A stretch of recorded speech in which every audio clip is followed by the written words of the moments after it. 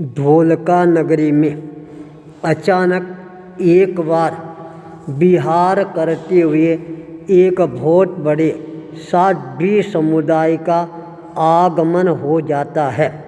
प्रभावशाली साध्वियों का आगमन होने के कारण पूरे ढोलका नगर के अंदर एक नया अध्यात्म का वातावरण है वह बनना प्रारंभ हो जाता है। जब बाहिर देवी को ये पता लगा हमारे नगर के अंदर उपाश्रय में चारित्र आत्माओं का पदार्पण हुआ है, उसके मन के अंदर और ज़्यादा प्रसन्नता की भावना जागृत होनी प्रारंभ हो जाती है।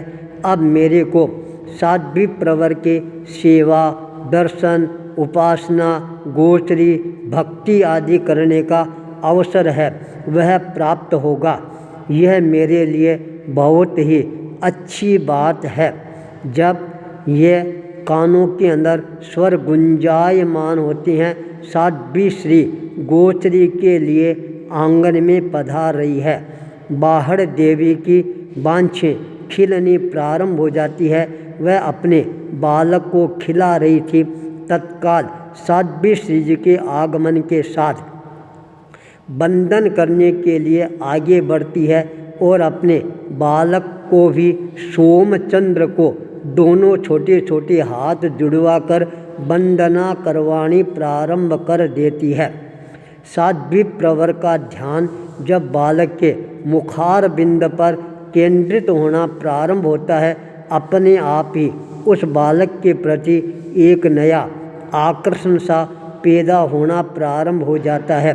साध्वी श्री ने एक बार बालक की आँखों की तरफ देखने का प्रयास किया।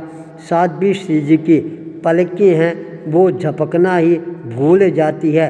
एकाग्रता के साथ बालक के चेहरे को देखती रहती है। बालक भी साध्वी श्री जी की आँखों से आँख मिलाकर देखना प्रारंभ कर देता है। उसकी पलकें भी झपकना बंद हो जाती है। दोनों तरफ से एक तरह से त्राटक की साधना है वह प्रारंभ हो जाती है।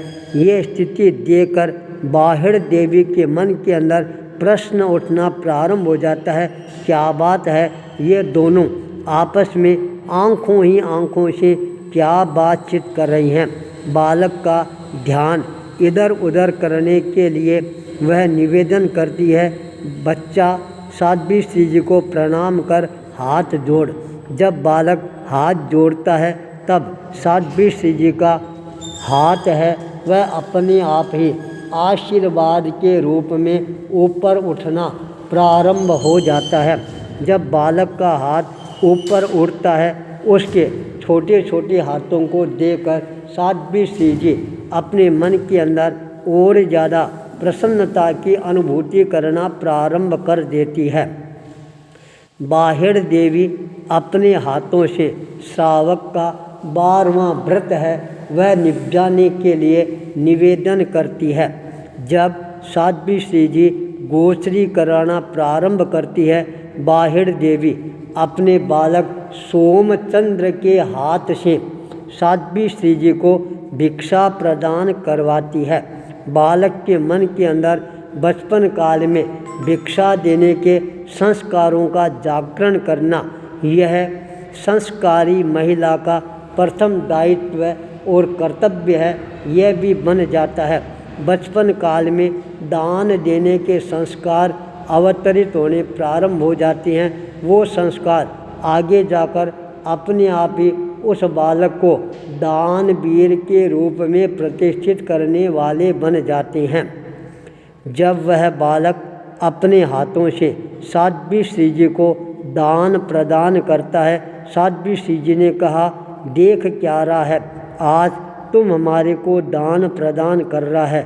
वह दिन तेरे जीवन के अंदर अवतरित होगा जिस दिन तेरे को भी लोग अपने हाथों से दान देना प्रारंभ कर देंगे। अनायास साध्वी श्री जी के मुखार बिंद से निकले हुए शब्द सुनकर बाहिर देवी चौंक जाती है। यह शब्द साध्वी श्री जी के मुखार बिंद से कैसे निकल गए। साध्वी श्री जी ने बाहिर देवी को प्रेरणा प्रदान करते हुए कहा, दोपहर के समय हम 2 बजे से स्वाध्याय का क्रम है वो प्रारंभ करती हैं, इसलिए उस क्रम के अंदर तेरे को अवश्य ही उपस्थित रहने का प्रयास करना है। साथ के अंदर अपने बेटे सोमचंद्र को भी लेकर ही आना है। साध्वी श्री जी की प्रेरणा बाहिर देवी के मन को आंदोलित करने वाली बन जाती है। वह अपने मन में संकल्प कर लेती है, जब तक साध्वी श्री जी का प्रवास रहेगा तब तक मैं प्रतिदिन 2 बजे अपने बालक को लेकर उपाश्रय के अंदर अवश्य ही प्रस्तुत रहने का प्रयास करूँगा। आगम की वाणी को मैं स्वयं अपने कानों से सुनने का प्रयास करूँगा। बालक सोमचंद्र को भी आगम वाणी है वह सुनाने का प्रयास करूँगी। साध्वी श्री जी गोचरी लेकर अपने उपाश्रय में पधार जाती है। आहार पानी का दौर प्रारंभ हो जाता है, पर साध्वी श्री जी के आँखों के सामने बालक सोमचंद्र का चेहरा है वही घूमता रहता है। आहार पानी करने के बाद जब विश्राम का समय आता है, विश्राम के समय में भी बालक सोमचंद्र का चेहरा सामने आकर खड़ा हो जाता है। सोमचंद्र है वह साध्वी श्री जी के निकट आता हुआ नजर आना प्रारंभ हो जाता है। 2 बजे का समय होता है। साध्वी श्री जी ने सभी साध्वियों को आह्वान किया। अब स्वाध्याय का समय आ गया है। सभी साध्वियाँ अपना अपना स्थान निर्धारित करने में देरी नहीं करें।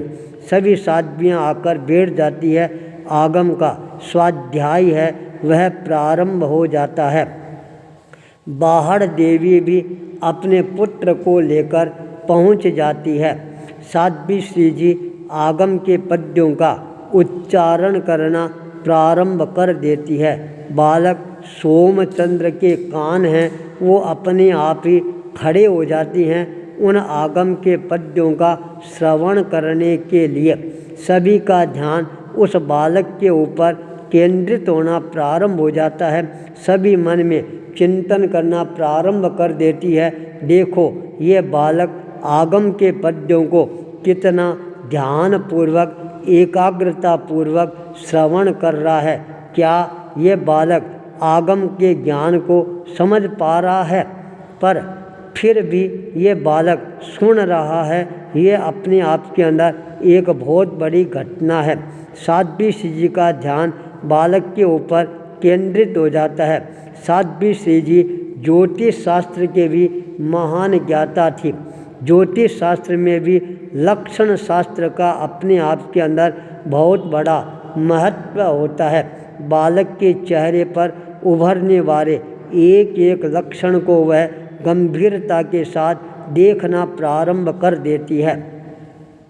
मन में चिंतन करना प्रारंभ कर देती है। ये बालक यदि संन्यास ग्रहण कर ले, संयमी बन जाए, संत बन जाए, तो ये बालक जैन धर्म की प्रभावना केवल देश में ही नहीं विदेशों के अंदर भी कराने के अंदर सक्षम साबित हो सकता है। इस बालक के शारीरिक लक्षण हैं वह बहुत ही ज़्यादा प्रभावशाली है, उन्नति कारक है। इसलिए इस बालक के जीवन के अंदर वैराग्य का प्रवेश हो जाए तो ये बालक जैन धर्म की प्रभावना करने के अंदर महत्वपूर्ण अपना योगदान प्रदान कर सकता है। इस बालक को तैयार करना अब मेरा पहला दायित्व और कर्तव्य बन जाता है। स्वाध्याय का क्रम पूरा होता है। साध्वी श्री जी ने सभी साध्वियों को प्रेरणा प्रदान की। इस बालक के ऊपर सबको ध्यान केंद्रित करना है। इसके मन में वैराग्य के संस्कारों को संस्कारित करना है, जागृत करना है। तभी हमारा ढोलका नगर में आना है वह सार्थक और सफल बनेगा। सभी साध्वियाँ इस आज्ञा को शिरोधार्य करते हुए उस बालक के जीवन के अंदर वैराग्य के संस्कारों को संस्कारित करने का प्रयास करना प्रारंभ कर देती है। आचार्य भूपेंद्र।